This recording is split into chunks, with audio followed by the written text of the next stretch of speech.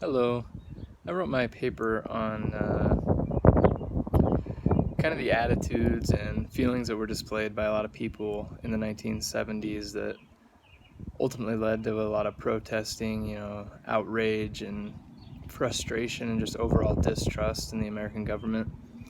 And then I kind of compared that with a lot of the attitudes and feelings and frustration and distrust that we're seeing today in the American government that are also leading to protests and riots and situations that aren't quite under control yet or aren't coming to an end yet. I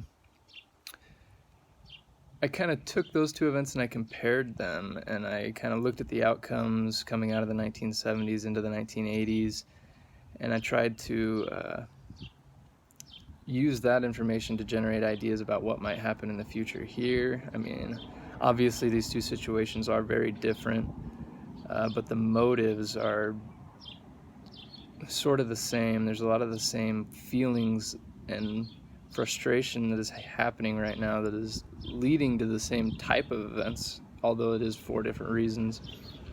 Then I kind of just draw some takeaways from what I wrote about comparing the two events and just basically saying how, both situations occurred because the frustration and the outrage and the hurt and the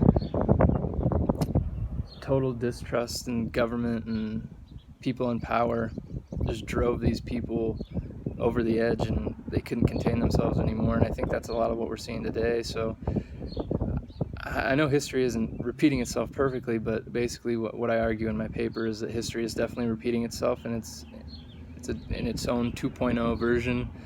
And yeah, I think there was a lot to be learned from the research that I did and what I read, and I really enjoyed it.